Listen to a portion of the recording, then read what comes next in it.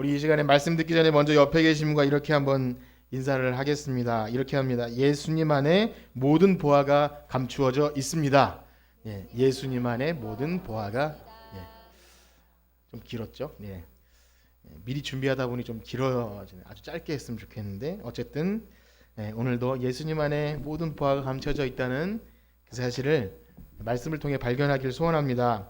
우리는 오전에요 그 골로새서 1장 후반부를 통해서 사도 바울이 이제까지 지금 편지를 쓴 이유와 목적을 계속 들었는데, 본론에 들어가기에 앞서서 자신이 예수 그리스도의 사명을 받아서 교회의 일꾼이 되고 복음의 일꾼이 된 그 사명과 이후의 목적을, 또 자신의 마음가짐을 이렇게 기록한 것을 보았습니다. 먼저 그렇죠, 자신이 예수님의 몸된 그 몸으로서 그리스도의 남은 고난을 내 육체에 채우는 그런 마음을 가지고 이 사역을 감당하고 있다. 그래서 이 하나님의 감추어졌던 비밀인 영광의 소망인 예수 그리스도를 영광스럽고 그 놀라운 걸 밝히 알리는 것, 풍성하게 알리는 것이 바로 하나님의 말씀을 이루는 것입니다. 이렇게 두 가지까지 봤습니다. 그리고 이 복음을 전파하는 데 그치는 것이 아니라 각 사람을 권하고 가르쳐서 결국 그리스도 안에서 완전한 자로 세워지게 하는 것, 그것을 위해서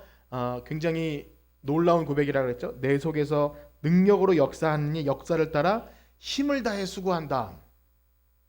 사실 자기 자신에 대해서 이렇게 광고하는 것도 아니고 이렇게 최선을 다해서 설명할 때 민망하기도 할 것입니다. 그런데 이 바울의 자신의 소명에 관한 이야기를 하는 과정들은 그 자체 대상으로만도 성도에게 꼭 필요한 일이지만, 더 중요한 것은 골로새 교회에 들어온 가짜 거짓 교사들과 자신을 꼭 구별하기 원했던 거예요. 그러니까 다른 건 몰라도 이 복음만은 진리다, 그것을 꼭 강조해야 했던 것입니다. 즉 바울 자신이 내가 이렇게 수고하고 있다, 그러면서 생색을 내거나 내 자신을 좀 알아줬으면 좋겠다 하는 인간적인 기대감이 아니라, 내가 교회의 신실한 일꾼이 되었다고 하는 그 진실을 드러내는 이유는 오직 그리스도의 몸된 교회의 성도들이 올바른 믿음으로 잘 자라가기를 바라는 그 부모의 심정으로, 부모님이 자녀가 잘 자라는 것을 바라는 그런 심정으로 이것을 기록하는 것입니다. 그리고 오늘 우리가 읽은 2장으로 넘어가면서 역시 그런 사도 바울이 내가 얼마나 교회를 위해 수고했는지를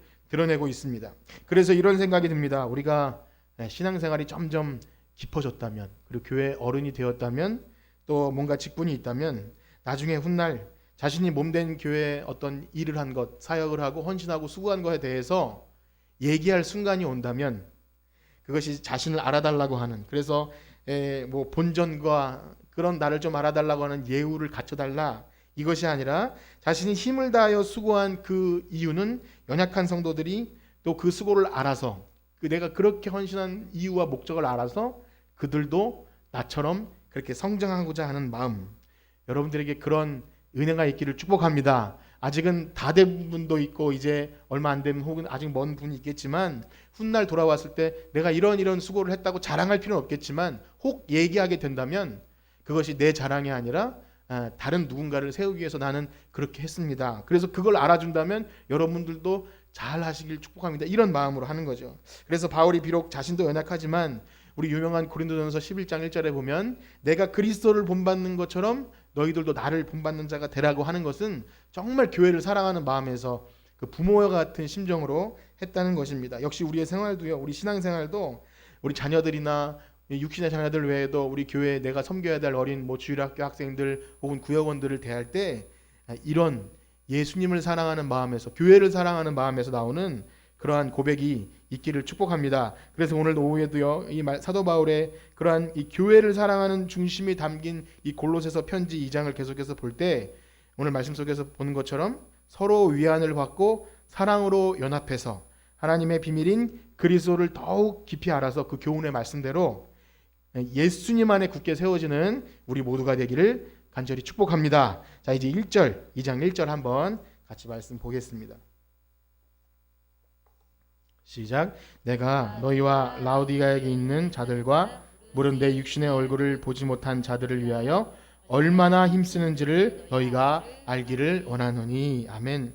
서론에서 말씀드린 대로요, 바울은 1장 후반부에 이어서 계속해서 성도들이 이 거짓 교사의 가르침에 넘어가지 않기 위해서 꼭 알아야 하는, 그 마음에 깊이 새겨야 하는 하나님의 비밀인 예수 그리스도를 깨닫기 위해서, 좀 길게 얘기했지만 예수님을 깨닫게 하기 위해서 내가 이처럼 수고하고 있음을 얘기하고 있어요. 특별히 여기 라우디게아, 어서 많이 들어보셨죠? 라우디게아.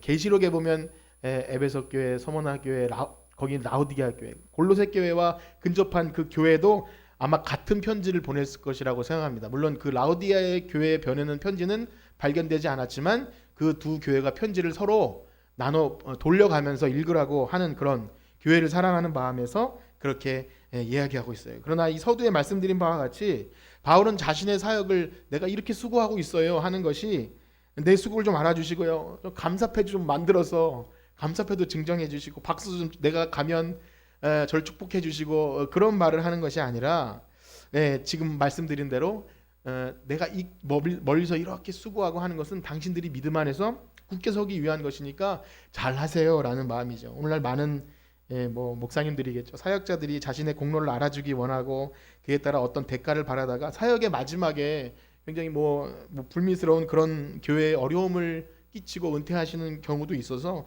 얼마나 참 이 사도 바울의 사역이 우리가 본받아야 할 사역인지 모르겠습니다. 그렇죠. 사도 바울이 그렇게 힘을 다하여 수고하는 그 목적들, 그 목적은 무엇이었을까요? 우리 2절과 3절 읽어보겠습니다. 2절과 3절입니다. 시작. 이는 그들로 마음의 위안을 받고 사랑 안에서 연합하여 확실한 이의 모든 풍성함과 하나님의 비밀인 그리스도를 깨닫게 하려 함이니 그 안에는 지혜와 지식의 모든 보화가 감추어져 있느니라. 아멘.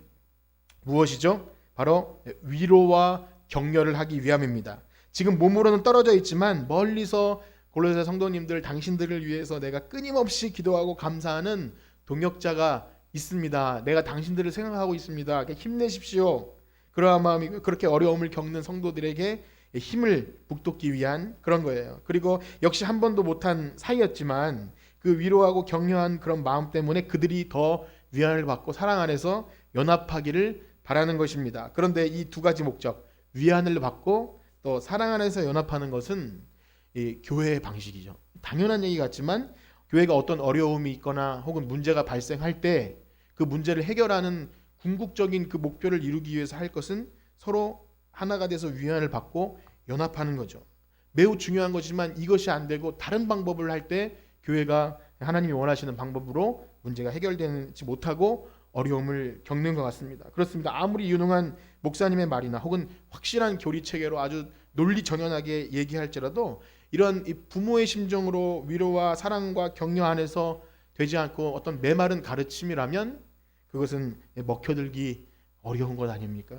우리 삶 가운데도 자녀를 훈계하거나 오는 아내가 남편에게, 남편의 아내에게 무슨 말을 할 때 우리가 얼마나 논리 정연하게 똑부러지게 혼냅니까? 그러나 상대가 그것이 나를 사랑하는 부모님이, 나를 사랑하는 아내가, 남편이 해주는 말이라는 느낌이 없으면 잔소리죠. 그냥 잔소리.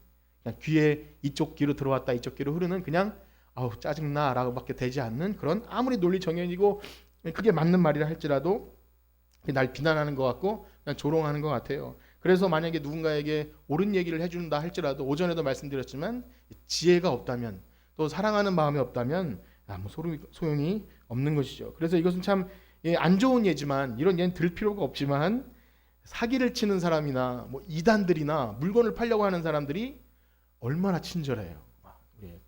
간을 다 빼줄 것처럼 친하게 다가와서 공감해주고, 이런 어려움이 있었냐고 말동무가 되어주고 하면 마음을 열고 지갑이 열리고, 그래서 털리는 거 아닙니까? 이단에 넘어가는 거 아니에요? 그렇게 마음을 주는 것, 상술로서는 매우 좋은 거겠지만 어쨌든 안 좋은 이라고 말씀드렸는데 거짓 사람들도 그렇게 한다는 거죠. 그러나 분명히 해야 할 것이 있습니다. 그러한 위로와 사랑에서 연합하는 그것으로 무엇을 깨달아야 되죠? 우리 다시 한번 2절과 3절 읽어보겠습니다. 시작. 이는 그들로 마음의 위안을 받고 사랑 안에서 연합하여 확실한 이의 모든 풍성함과 하나님의 비밀인 그리스도를 깨닫게 하려 함이니 그 안에는 지혜와 지식의 모든 보화가 감추어져 있느니라. 아멘. 그리스도를 깨달아야 할 줄 믿습니다. 아무리 친절하고요, 아무리 사랑스럽게 해도 교제를 잘하고 어떤 교회가 너무 잘 뭉쳐요. 그것 때문에 사람들 거기를 갑니다. 그런다 할지라도 그 교회 사람들이 그래서 많이 모이고, 그렇지 못할 때 무슨 소리를 듣죠? 이 교회는 사랑이 없어. 그런 소리를 듣게 되는 거죠. 잘 뭉치고 연합도 잘하고 하는 것. 사실 그것은 우리가 추구해야 할 너무나 중요한 부분이긴 합니다. 실제로 교회의 모든 진리의 말씀들이 너무나 명확하지만 그것이 전달되는 그 도구들이 사랑과 교제와 연합이 없으면 굉장히 메마르고 가끔씩 뭐 내가 이런 거 이렇게 딱딱한 거 배우러 왔나 이런 생각이 들 수도 있어요. 그런데 하나가 되는 가운데 어려움도 있고 오해도 있지만 그렇게 끈끈하게 뭐 요즘엔 잘 없지만 수련회나 MT나 이렇게 하나가 되는 공동체 훈련을 통해서 진리들을 하나하나 알아갑니다. 특별히 그렇게 우리 교회는요, 하나님의 속성처럼 이 연합하는 데 진리가 발견이 돼요. 혼자서는 안 된다는 것이죠. 그런 면에서 우리에게 가정을 주신 것은요, 교회를 이해하기에 너무 중요한 도구라는 생각이 점점 더 많이 들어요. 어떤 배우자를 통해서, 자녀를 통해서 독단적으로 나 혼자 살면 아무 문제가 없지만 배려를 배워야 되고, 또 아무리 옳은 소리지만 상대방을 이해하면서 얘기하려고 애쓰다 보면 사람이 되어간다는 생각이 들어요. 그래서 최근에도 우리 지금 없지만 집사님이 둘째를 낳았을 때 저는 그런 인사를 안 했지만 집사님도 점점 사람이 되어가고 있습니다라고. 저도 점점 아이를 낳고 그제서야 사람이 되는 그런 느낌이 있어요. 그러니까 아무리 잘난 것 같고 그런 것 같아도 부딪히고 깨지는 그 과정 속에서 서로 이해를 하게 되는 것처럼 역시 교회도요, 그 과정을 생략할 수가 없어요. 그러나 더 중요한 것은 교회가 그렇게 서로 사랑하고 이렇게 합니다. 교제들 잘해요. 그러나 아까 말씀드린 대로 궁극적으로 거기서 하나님의 비밀인 예수 그리스도를 알지 못한다면 그건 더 아무것도 아니죠. 너무 허탈한 거죠. 교회가 그렇게 막 예를 들어 수련회도 잘하고 막 사회 봉사도 잘하고 지역 사회에 많은 일들을 해요. 그러나 하나님의 비밀인 예수 그리스도가 희미하다면, 그 복음이 희미하다면 그것이 건강한 교회인지 아닌지가 드러나는 것입니다. 그래서 만약 그렇지 못하다면 그것은 다 다른 복음이고 거짓이죠. 여기 골로새 교회에 나온 그런 거짓 교사들, 어떤 교회가 어떤 한 사람 목회자의 어떤 사상이나 이런 것들에 완전히 이렇게 따라가는 거는, 우리 목사님만 진짜 목사님 사랑하는 마음은 좋지만 그러다가 잘못 되는 건 아닙니까? 혹은 교제하는 게 중심이 되고 어떤 사회적인 어떤 영향력을 행사하는 것이 중심이 되면 예수 그리스도에 대한 그런 복음은 사라지고 다른 복음, 다른 은혜가 그러다 보면 이단이 되기도 하는 것입니다. 역시 오늘날 교회에 많은 사람들이 모여서 일사불란하게 움직이고 헌신하고 봉사하고 지역사회에서 칭찬을 받는다고 할지라도, 본이 된다 할지라도 방금 우리가 읽은 모든 지혜와 지식의 보화인 예수 그리스도를 깨닫는 것을 등한시한다면 그것은 그리스도 중심의 복음적인 올바른 교회라고 할 수 없을 것입니다. 자, 그러나 바울은요, 자신은 비록 얼굴도 볼 수 없고 지금 연약한 상태에 있어요. 감옥에 갇혀 있는 건 아닙니까? 그렇지만 자신이 분명하게 이야기할 수 있는 것은 자신의 모든 수고는 이 성도들에게 위안을 얻고 사랑으로 연합해서 하나님의 비밀인 그리스도를 알게 하려는 것, 이것만큼은 내가 진짜 확실하게 얘기할 수 있습니다. 그러면서 내 수고와 헌신을 혹 알아주지 않는다 할지라도 당신들만 예수님 안에 굳건히 서면 저는 너무 기쁩니다. 저는 정말 더 바랄 것이 없고 죽어도 여한이 없습니다. 이렇게 얘기하고 있어요. 그래서 오늘날 많은 목회자들이 순수한 마음으로 목회를 다 시작하지 않습니까? 교회를 개척하고 교회가 성장하고 많은 사람들이 모이고 재정도 많이 모여서 교회를 굉장히 멋지게 크고, 그래서 사람들이 목회에 성공했다라는 말을 듣게 될 때 그것 때 입으로는 하나님의 은혜입니다, 하나님이 다 하셨어요, 성도들의 피와 땀입니다 라고 말하면서 마지막에 자신의 수고와 헌신, 그 기여한 바를 알아달라고, 그런 마음이 뭐 전 나쁘다고 생각하진 않아요. 그렇지만 그것을 무리하게 요구했을 때 교회가 얼마나 어려워지는 것을 우리는 알 수 있어요. 사람이기 때문에 뭐 저라고 그런 마음 들지 안 들 수는 없을 거라고 생각합니다. 그러나 때때로 그렇게 무리한 것들 때문에 이제까지 평생 수고한 목회가, 또 이제까지 말씀 가르친 것들이 성도들로 하여금 그거 가짜 아니냐고라는 말을 들을 수밖에 없는 불미스러운 것. 물론 바울은 가족도 없었죠. 가족도 없고 아마 아내도 없었을 거라고 생각이 됩니다. 베드로는 뭐 아내를 데리고 다녔다고 하는데 바울은 그런 것도 없어서 자기 몸 하나만 건사하면 되니까 뭐 감옥에 갇히던 뭐 자녀가 없어서 그럴 수 있을지 모르지만 매우 특별한 사역자이긴 하지만 이렇게 자신이 힘을 다하여 수고한 모든 일의 결과가 오직 이 성도들이 하나님의 비밀인 그리스도를 밝히 아는 것, 그 뜻대로 살아가기만 하면 저는 됐습니다 라고 하는 그런 신실한 사역자 보면 제가 먼저 1차적으로 적용해야 될 말씀이죠. 그래서 이 본문 역시 목사로 부름받은 저 자신에게 적용해야 될 본문이 맞습니다. 그래서 생각해 보면 바울이 1장과 2장에 넘어가면서 여러 가지로 표현한 이를 위하여 나도 내 속에서 능력으로 역사하시는 역사를 따라 수고합니다. 그리고 여기에 내가 얼마나 힘쓰는지를 알길 원합니다 라는 그 고백이 저의 고백이 되길 원한다고 지금 저 자신에게 설교를 하고 있어요. 먼저 그렇게 되지 않으면 안 될 것 같은 그런 두려운 마음이 생겼습니다. 감히 아무나 할 수 없는 고백일 거예요. 그렇지만 너무 부끄럽고 부족하지만 저 자신이 어떤지 돌아보는 것이 너무나 중요하다는 생각이 들었습니다. 한 주간 말씀을 묵상하면서 이 본문을 가지고 굉장히 여러 책도 보고 씨름하지만 이 설교를 하고 목회를 하는 궁극적인 목적이 무엇인가를 생각해 보지 않을 수 없었습니다. 아무리 생각해 봐도 제가 이것을 잘해서 설교 준비를 잘하고 그래서 여러분들이 아멘을 잘해서 감동이 되고 전도도 많이 하고 부흥 성장하는 그런 기대가 하나도 없을 것이라고 하는 것은 거짓말이겠죠.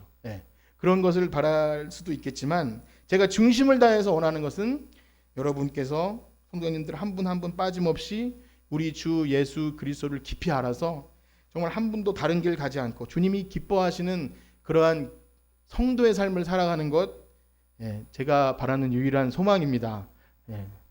아멘 해주셔서 감사합니다. 거짓말하는 거 아닙니다. 정말 그것이 저의 소원이에요. 제가 그래도 참 스스로 감사하게 생각하는 것은요.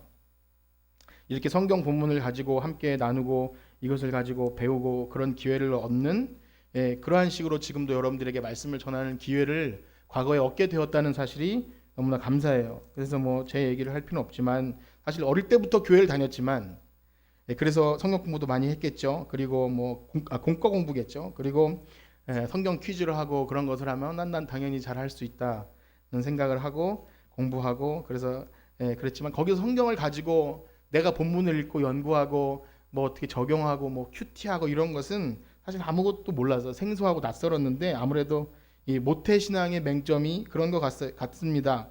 어릴 때부터 교회 다녔고 목회자 자녀였고 기독교쯤은 교회쯤은 내가 아주 그냥 잘 알고 있다라는 그런 근거 없는 자만심을 갖고 있지 않은가 생각을 해봐요. 그러나 감사하게도 대학 진학에 신학교 가는 걸 실패한 것이 인생에 아주 큰 감사한 일이에요. 신학교를 갔다면 큰일 날 뻔했어요. 신학교에 떨어져서 신학을 하지 않고 일반 대학에 가서 철학을 배우고 역사를 배운 것도 의미가 있지만 더 중요한 건 뭐냐면 거기서 기독 학생회 이 참 괜찮은 선배님들을 만났어요. 거기서 만나서 저를 위해 기도해줘요. 저를 위해서 기도해주고 1대1로 만나서 저를 위해 기도했대요. 그리고 이렇게 준비해서 이렇게 성경 암송을 나눠주고 그래요. 사실 저는 교회 다 알아요. 이런 거 안 해도 돼요. 라는 교만한 마음을 가지고 그들의 수고와 헌신은 뭐야 이렇게 생각했어요. 그래서 만약에 성경 공부라는 자리가 있어서 저를 초청해주면 제가 가면 다른 사람들이 잘 몰라서 다른 사람들이 더 안 좋을 텐데 이런 마음을 가지고 있었다는 거예요. 저는 안 가도 됩니다. 그런데 너무 심심하잖아요. 저 지방에서 학교를 다닐 때 강의가 중간에 비고하면 너무 심심해서 참여를 했는데 너무 깜짝 놀란 것은 성경을 문단 나누기를 해요. 그 다음에 거의 중심 주제를 찾아요. 한 번도 평생 살아오면서 한 번도 안 한 그런 것들을 이단이라서 그런 게 아니라 성경을 너무 사랑하는 거예요. 그래서 거기서 삶에 우리가 어떻게 살아야하는지 의미를 찾고 우리가 강의 시간에 이렇게 하는 것은 맞는 것인가 이걸 얘기할 때 저는 깜짝 놀랐어요. 이렇게도 하는구나. 그리고 나서 서로 기도해줘요. 무슨 과에 선배가 누가 있는데 우리 과에 이런 게 있어요. 그러면 기도해주고 그래. 너무 간절하게. 저는 거기 너무 부끄러웠어요. 한 번도 해보지 않은 거를 하고 있는 겁니다. 물론 거기서 좋은 경험을 했지만 깊이 몸담지 못했어요. 왜냐하면 졸업할 때까지 그게 내 공동체라는 생각은 한 번도 못 해본 거죠. 그런데 감사하게도 신학 대학원에 가서 또 거기서도 그런 모임을 만났어요. 아나톨레라고 하는 성경 연구하는 그런 곳인데 저는 동아리가 좋고 이런 것보다도 거기서 모인 분들은 다 전도사님들이지 않습니까? 그러니까 말씀을 보고 어떻게 하면 이것을 설교로 연결시킬 수 있을지를 공부하고 서로 이야기를 나눠요. 그리고 그 출신 목사님들이 가끔 작은 교회이지만 초청해서 큰 교회를 지향하고 부흥 전도 그런 것보다 한 사람 한 사람이 말씀으로 잘 성도로 성장할 수 있는 그런 것들에 대해서 이렇게 같이 나눠주는 거예요. 너무나 도전이 되고 감사한 모습이죠. 제가 왜 이런 말씀을 드리냐고 하면요. 신학교에서 성경 자체를 안 가르쳐줘요. 그리고 제가 뭐 짧게 공부했지만 거기서 뭐 조직신학, 역사신학, 실천신학 뭐 많지만 수박 걸타기식으로 하고, 성경을 어떻게 연구하는 주경신학은 사실 인기도 없을 뿐더러 잘 하지 않습니다. 오히려 앞서가는 신학을 배우다가 많은 분들이 믿음이 더 없어져요.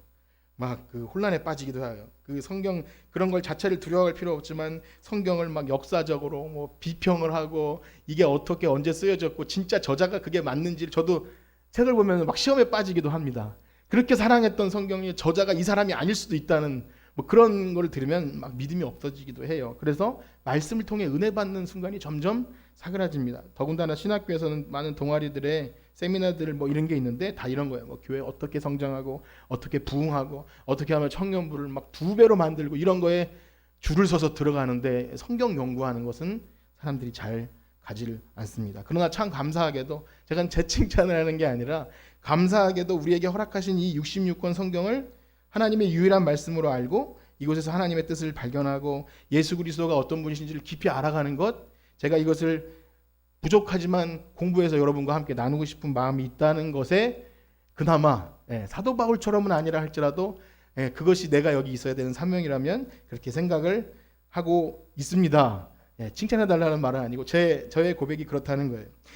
그렇습니다, 여러분. 이 성경을 연구하지 않고 성경을 깊이 이해하려고 하지 않으면 너무나 헛돼요. 그냥 세상 방식 따라가려고 하고 읽긴 읽었지만 내가 일 처리하는 방식은 그저 세상 방식, 뭐 심리 상담이나 복지나 교육 다 좋지만 이것이 정말 성경 말씀인지 제대로 분석하고 이렇게 연구하지 않으면 이렇게 물에 물 탄 듯 술에 술 탄 듯 세상으로 교묘하게 헛된 철학에. 그래서 4절 말씀에 이렇게 기록하고 있습니다. 우리 한번 읽어볼까요? 4절입니다. 시작. 내가 이것을 말함은 아무도 교묘한 말로 너희를 속이지 못하게. 아멘. 그러므로 사랑하는 여러분, 우리를 구원하신 예수님을 깊이 알기를 축복합니다. 오직 하나님의 말씀인 성경에 게시되어 있는 이 예수 그리스도 안에 발견되는 지혜와 지식, 그 안에 묻는 보화를 발견하시길 축복합니다. 그렇게 여러분에게 주어진 성경 말씀을 늘 가까이 하셔야 됩니다. 허락된 이 예배 시간을 통해서 들으시고, 또 뭐 요즘에는 시대가 좋아서 유튜브에 들어가시면 다 있어요. 혹시 예배 시간에 졸으시더라도 다시 보기 하면 뭐 밤새 어떤 분이 이거 틀어놓고 주무시는데, 저도 가끔씩 이 자장가처럼 제 설교를 들으면서 부끄러운 얘기지만 너무 쓸데없는 말을 많이 했구나 이런 걸 이렇게 듣게 되는데, 어쨌든 가까이 들으시고 또 묵상하시고 가능하면 매일 성경 묵상지를 통해서 도움을 받으셔서 자꾸 말씀을 가까이 하셔야 돼요. 자꾸 이 묵상이 이렇게 표현하시는 분이 있어요. 머릿속에 있는 것을 가슴으로 끌어내리는 시간이래요. 그러니까 내가 머릿속으로 말씀을 들었는데 가슴으로 끌어내려서 삶으로 연결되지 않으면 겉돌고 그냥 끝난다는 거예요. 그래서 여러분들 말씀을 가까이 하시고 시간이 닿는 대로, 힘이 닿는 대로 성경을 가까이 하시길 축복합니다. 자, 마지막으로요, 우리가 이 하나님의 비밀인 그리스도의 영광스러운 몸을 깊이 이해하고 깨달은 뒤에 해야 할 일이 무엇입니까? 우리 6절 말씀 한번 읽어보겠습니다. 6절 시작. 그러므로 너희가 그리스도 예수를 주로 받았으니 그 안에서 행하되. 아멘. 바로 이제 그리스도 예수를 주님으로 모시는 거죠. 나의 생각과 나의 시간과 물질과 모든 쫓아갔던 것들 내려놓고 주님이 나의 주인 되실 수 있도록 자꾸 삶의 자리를 내어드려야 돼요. 믿었지만, 고백했지만 일상의 삶에서 주님이 내 주인 되심이 인정되지 않으면 여전히 내 삶은 내 것이고 내 물질, 내 집, 자녀 다 내 것이에요. 그런 상태에서 주되심이 인정되지 않으면 그 영광스러운 비밀의 풍성함이 내 삶에 드러낸다는 것은 불가능합니다. 그래서 신앙생활은 바로 이 싸움이에요. 진정 나의 삶의 주인이 교회의 머리 대신 예수님이 되실 수 있도록 싸우는 거예요. 분투하는 거예요. 사도 바울은 여기서 아주 운동 경기, 군대 같은 용어를 써서 분투하고 막 그게 싸운다는 표현을 써요. 그래서 그 머리 대신 주님의 명령대로 순종하고 있는지 자꾸 자신을 돌아보고 내 삶의 주인이 정말 예수님이 맞는지를 돌아보는 것, 그게 묵상의 시간이에요. 읽긴 읽었지만 내 주인이 여전히 나라면 그것은 그냥 겉돌다 마는 것이겠죠. 그래서 교회 오래 다녀도 직분을 받고 목사가 됐다 할지라도 진정 자신의 모든 삶이 예수님이 우리의 주인이 되지 않으시면요, 여전히 내가 주인 노릇하려 하고 옛 성품이 드러나고, 그래서 막 고집스럽고 배려도 없고 인색하고 그냥 그대로 살아가는 모습을 많이 봅니다. 때로는 뭐 괜찮겠지만 불쑥불쑥 드러나는 그런 우리의 죄성을 이렇게 잡을 만한 능력이 없는 거예요. 예수님이 주인 되시고 내가 주님의 몸이라는 생각을 자꾸 까먹으면 교회 다녀도 뭐 말씀을 봐도 그것이 그렇게 연결이 안 됩니다. 그래서 특별히 바울은 그러한 예수를 우리 주님으로 모신 그 삶을 이렇게 표현합니다. 우리 7절 말씀 읽어볼까요? 7절 시작. 그 안에 뿌리를 박으며 세움을 받아 교훈을 받은 대로 믿음에 굳게 서서 감사함을 넘치게 하라. 아멘. 여기 그 안에서 뿌리를 박으며 세움을 받아 교훈을 받은 그 믿음에 굳게 서서, 우리 말을 엄청 길게 하죠. 그래서 이 단어 하나를 주의하기보다는 그림이 그냥 그려지지 않습니까? 튼튼한 나무죠. 뿌리를 깊게 박고 든든한 뿌리 깊은 나무가 흔들리지 않는 것처럼 그렇게 튼튼하게 진리의 말씀대로 흔들림 없이 진득하니 신실하게 자라가라는 거예요. 이건 1장의 마지막에 보면 거룩하고 흠이 없는 책망받을 것이 없는 자, 그리고 2장 그 초반부에 그리스도 안에 완전한 자와 맥락이 같은 거죠. 사도 바울은 즉 무엇라고 말하는 거죠? 배우고 깨닫고 은혜 받은 것 좀 까먹지 말고 진득하니 그렇게 세워져 가십시오라고, 사실은 직접 봤으면 막 강하게 했을 때지만 글로 이렇게 표현한 겁니다. 이것이 너무나 당연한 거지만, 배우고 그것대로 제대로 하는 것이 너무나 당연한 거지만 제일 어려운 거죠. 교회 다니면서 제일 어려운 것이 믿은 대로 행하는 건 아닙니까? 그래서 마지막 때라서 그런지 우리의 믿음이 믿음에서 파산하는 사람들을 많이 볼 때 너무나 마음이 아픕니다. 오래 믿었다고 하지만 힘을 다하여 수고하는 모습이나 본이 되는 모습들을 점점 줄여나갑니다. 자기가 하던 일을 점점 줄여나가고 점점 이렇게 모든 삶에서 점점 빠져나가다 보면 결국 믿음에서 파손하거나 퇴보하는 사람들을 많이 봅니다. 그 과정들을 지켜볼 때 뭐 잔소리 할 수 없고 이렇게 뭐 할 수 없는 것 아닙니까? 그런 지켜볼 때 너무나 마음이 아프지만 그 길을 갈 때 정말 너무나 안타깝죠. 그들이 그 복음을 못 들었거나 신앙 고백이 없었던 것은 분명히 아닙니다. 예수님을 부인하지도 않을 거예요. 그러나 정말 주님이 나의 주인이 되지 못할 때 순간순간 이렇게 닥쳐오는 여러 가지 어려움과 선택의 그 앞에서 예수님이 원하시는 선택을 못하게 되는 거예요. 점점 내 상황과 형편에 따라서 어쩔 수 없는 선택에 밀려가죠. 배우고 확신한 일에 거하지 못할 때 세상과 하나님 사이에서 갈팡질팡하다가 줄다리기 하다가 주님 뜻대로 살지 못해요. 그래서 그 배운 말씀대로 살아지지 못하면 당연히 그런 선택을 하지 못하고 교회에서 고난받는 일조차 없을 거예요. 점점 이렇게 발을 빼면. 그럼 당연히 뿌리를 내리지 못하고 바람에 흔들릴 때 이단이 들어오지 않아도, 누가 나를 공격하지 않아도 아주 사소한 일에 넘어지는 것을 보게 됩니다. 이 얼마나 안타까운 일인가요? 그래서 뿌리가 깊이 박히지 않으면요, 이단이 공격이 들어오지 않아도, 막 이단이 들어와서 막 뭐 신천지 이런 게 막 공격하지 않아도 스스로 그런 길을 갑니다. 왜 그럴까요? 우는 사자는, 악한 마귀는 우는 사자처럼 오늘도 믿는 자를 잡아삼키려 합니다. 마지막 때 더 어려운 것 같습니다. 코로나를 핑계 대는 것이 아니라 아마 코로나가 아니더라도 어떤 일을 있어서도 제대로 뿌리 박히지 않으면 흔들리는 거죠. 그러므로 우리 사랑하는 여러분, 우리가 배운 바 그 교훈대로 우리를 구원하시기 위하여 그 모진 십자가의 고난을 받으신 그 예수님 안에서 얻어진 그 비밀, 그래서 그것을 받은 우리가 주님이 우리의 정말 주님 될 수 있도록 우리의 자리를 내어드리는 우리 모두가 되길 축복합니다. 우리가 이렇게 또 말은 했지만 사실 주님이 우리 주인 된다는 것이 얼마나 추상적입니까?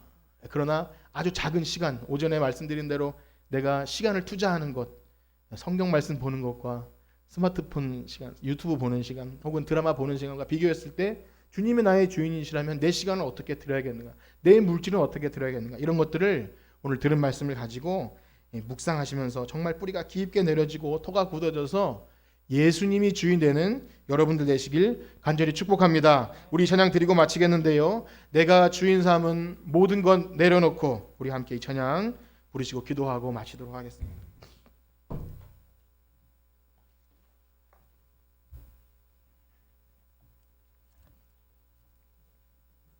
내가 주인 삼은 모든 것 내려놓고.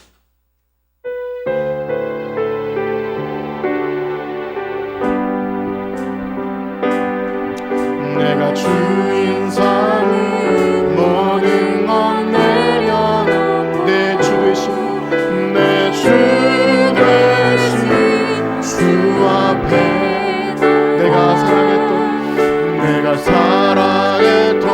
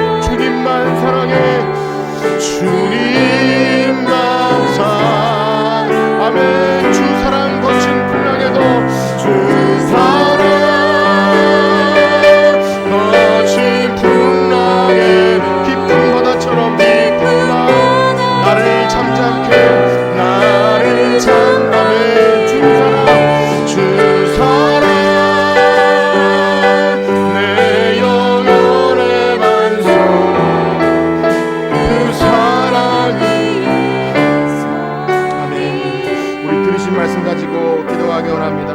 우리가 예수님을 더 풍성히 깊이 알아가도록 하나님 말씀을 가까이 하는 우리가 되도록 한 해를 마무리하고 또 한 해를 맞이하는 이때 우리가 약속했던 성경 읽기나 우리가 다짐했던 큐티나 이런 것들을 제대로 못했다면 다시금 다짐하는 시간이 되도록 또 한 가지는 주님이 내 삶의 진정한 주인이 되실 수 있도록 말씀이 내 삶을 이끌어 나갈 때 그 말씀에 우리 자신을 복종하는 우리가 되도록 우리 주의 이름 성으로 짓고 기도합니다. 주여 주여 주여 하나님 주의 말씀을 하나님 내 삶의 등이요 내 발의 등이요 내 길의 등이요 하나님 주의 말씀을 따라 살아야 하는데 내 욕심과 나의 미련과 내가 주인 되어서 하나님 말씀을 따라 살지 못한 하나님 너무나 미련한 죄인 주님 용서하여 주시옵소서. 하나님 말씀을 더 사랑하게 하여 주시옵시고 하나님 세상의 여러 가지 지식이나 하나님 철학이나 사람들이 말하는 너무나 유명한 것들 잘 나가는 것들 그러한 것이 우리에게 진리요 길이와 진리 생명이신 예수님을 알게 하지 못합니다. 하나님 교회가 아무리 친절해도 교회가 여러 가지 재미있는 일을 해도 예수님을 알려주지 않으면 그것은 예수님의 몸된 교회 공동체가 아닙니다. 하나님 마지막 때에 믿음에서 파손하는 사람들이 너무나 많습니다. 하나님 그들의 마음을 지켜주시고 그들의 생명을 지켜주셔서 어디 가서든지 예수 그리스도의 몸으로서 산다는 것을 잊지 않고 하나님 말씀을 사랑하게 하여 주시옵소서. 우리가 여기 남아있는다면 우리가 그리스도의 몸으로 여기 남아있는다면 하나님 정말 다른 어떤 것들보다 하나님의 말씀에 굳건하게 바로 세워지게 하여 주시옵시고 우리가 그것을 배우고 확신한 일에 거하게 하여 주실 때 하나님 우리의 믿음을 더하시고 예수 그리스도의 몸된 교회로서 주님을 우리의 주인으로 섬길 수 있는 우리 주님만 우리의 주인 되실 수 있는 하나님만이 우리의 주인 되실 수 있는 하나님 교회 되게 하여 주시옵소서. 예수님만 주인 되시는 하나님 우리 교회 되게 주님 함께 하여 주시옵소서. 아멘. 감사합니다.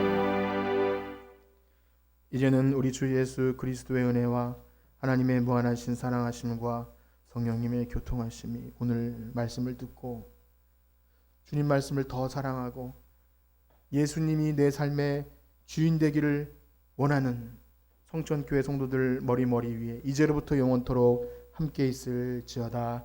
아멘.